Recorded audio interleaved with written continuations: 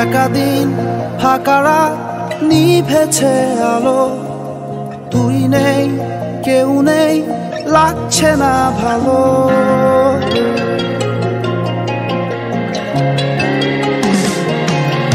একা দিন ফাঁকা রাত নিভেছে আলো, তুই নেই কেউ নেই লাগছে না ভালো।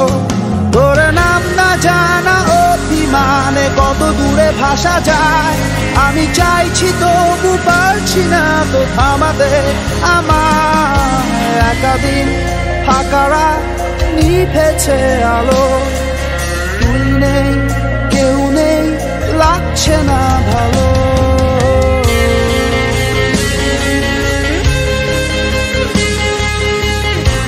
কেমন আছেন আপনারা?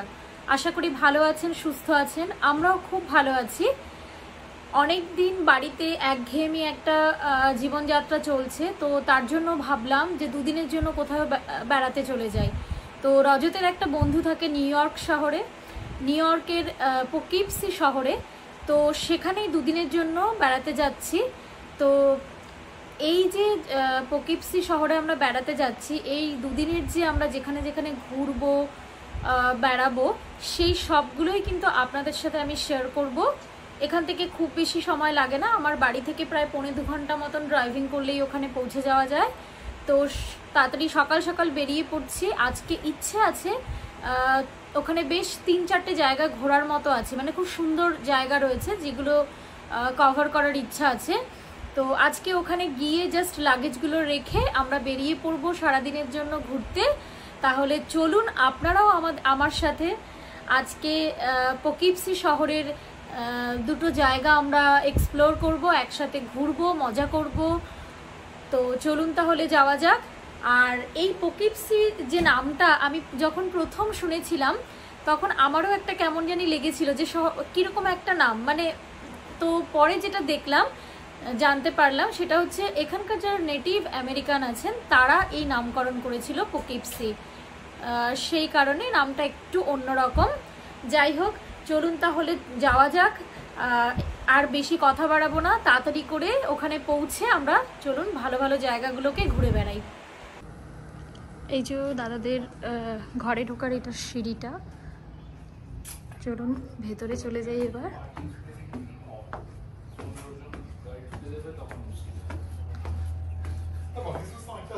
চলে এলাম ভেতরে।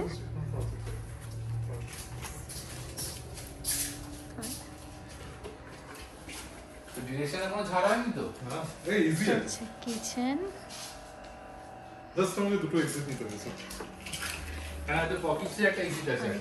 বেডরুম। দাদা একা থাকে তো ওই একা থাকলে যা হয় নিজের মতন করে।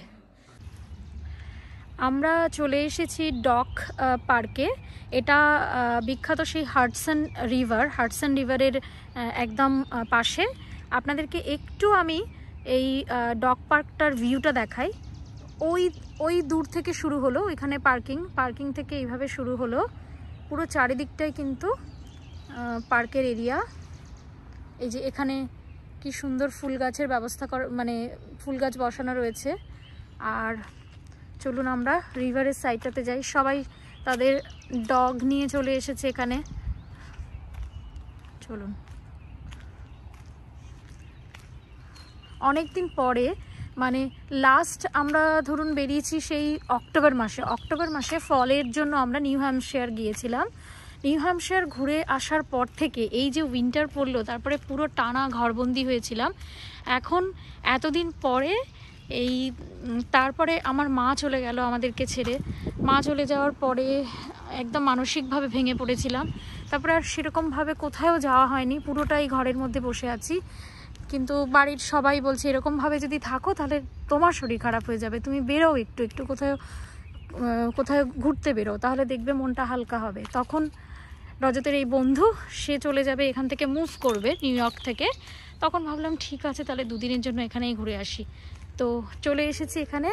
আপনাদেরকেও আমার এই ছোট্ট ঘোরার ট্রিপটা শেয়ার করব। তো ওই যে দূরে রজতের বন্ধু আর আমার মেয়ে দাঁড়িয়ে আছে। চলুন রিভারটা দেখি ভালো করে।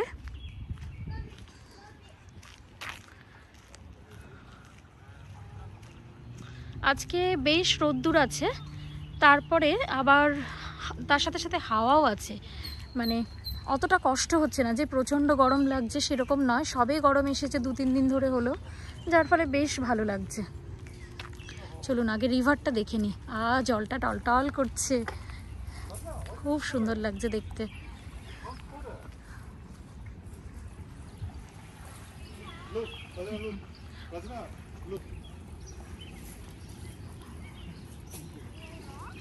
এই যে চারিদিকে সবুজ সবুজের সমারোহ, আর তার মাঝখানে হচ্ছে এই পার্ক, আর এই যে হচ্ছে হারসান নদী।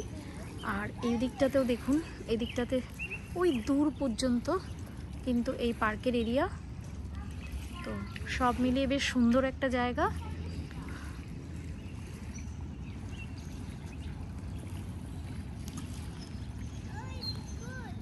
কেমন লাগছে অবশ্যই আপনারা আমাকে কমেন্টে জানাবেন। চলুন নদীটা দেখলাম, এবার আমরা অন্যদিকে যাই। আবার দেখুন আপনাদের হারসান নদীর পাশ থেকে পাহাড়ের এই ভিউটা আপনাদেরকে দেখাচ্ছি, কি অসাধারণ লাগছে দেখুন।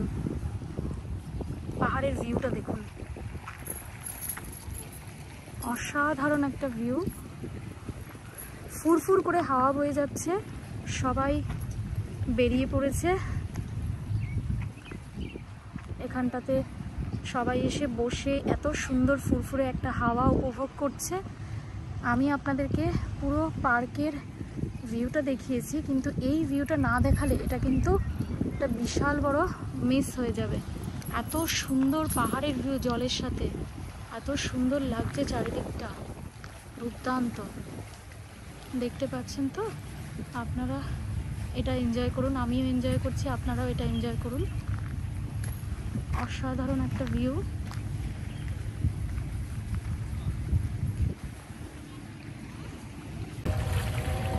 এই দেখুন এখানে সবাই কিন্তু ক্যানো করে সবাই কি সুন্দর এনজয় করছে নদীতে, দেখতে পাচ্ছেন।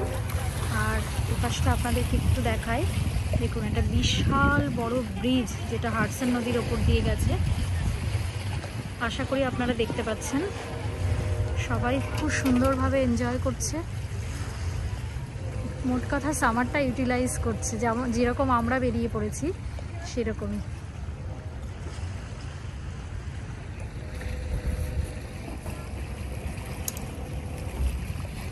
আমার হাজব্যান্ডের খুব ইচ্ছে এরকমভাবে নদীতে কেন করার, বাট আমি বলি আগে নিজে ফিট হও তারপরে করো।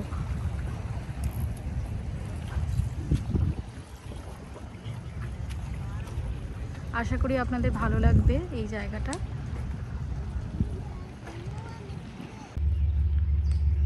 পার্কের একটা পাশ আপনাদের দেখালাম, আর আরেকটা পাশ এদিক থেকে আপনাদেরকে দেখাই।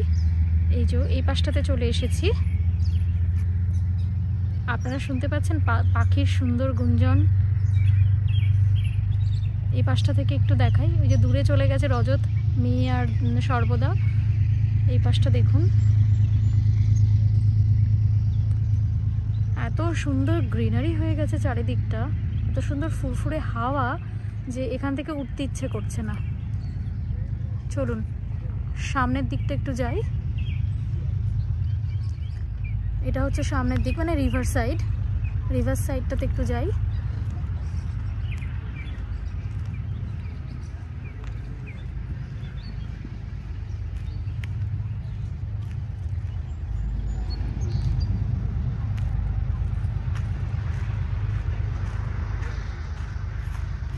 এত সুন্দর রোদ্দুর ঝলমলে দিন, তো বেরোতেও খুব ভালো লেগেছে।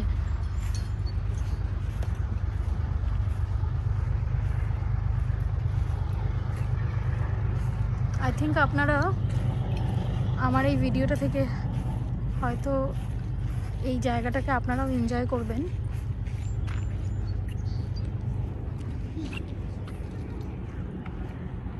এবার আপনাদেরকে এই পাশটা একটু দেখাই, এই যে ব্রিজটা।